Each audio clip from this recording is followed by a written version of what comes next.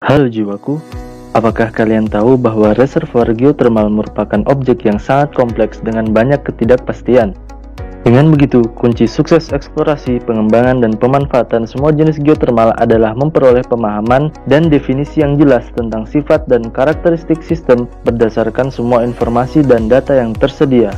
Nah, pemahaman tersebut akan paling baik dicapai melalui pengembangan suatu model konseptual sistem geothermal yang akan menjadi topik bahasan kita kali ini. Yuk, langsung aja kita mulai.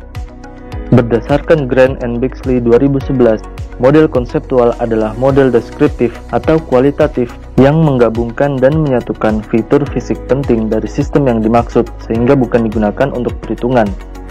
Beragam informasi dan data yang tersedia pada sistem geothermal dapat semakin disatukan melalui pengembangan model konseptual dari masing-masing sistem.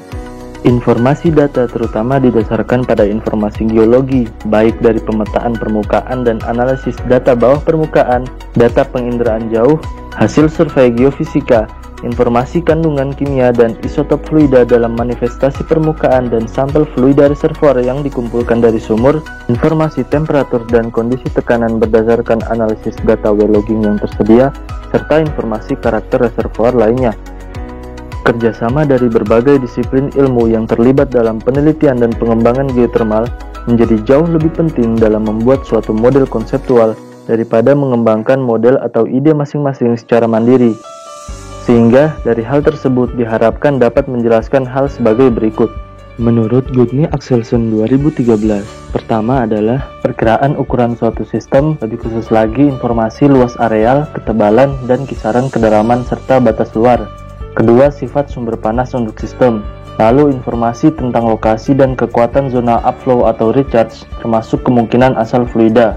Keempat, informasi lokasi dan kekuatan zona recharge atau pengisian ulang yang lebih dingin. Lalu ada definisi pola aliran umum dalam suatu sistem, baik dalam keadaan alami maupun perubahan pola yang disebabkan oleh produksi.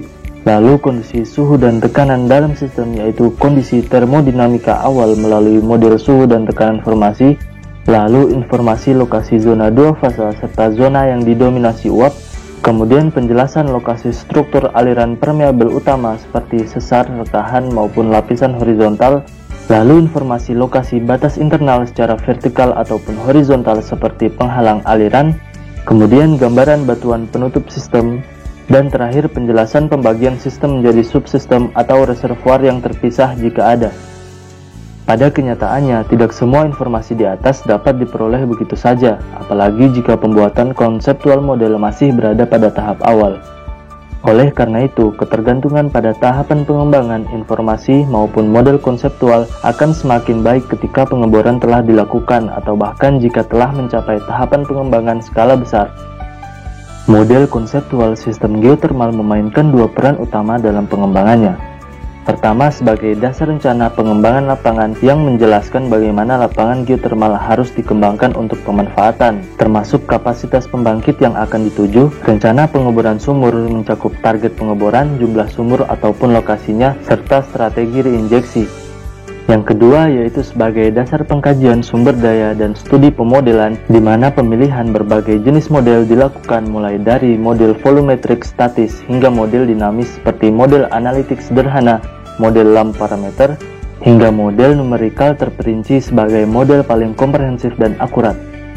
Setelah model konseptual berhasil dikembangkan, penting untuk terus melakukan revisi dan pembaruan secara terus-menerus terhadap data karena kondisi di bawah permukaan yang dapat berubah seiring berjalannya waktu.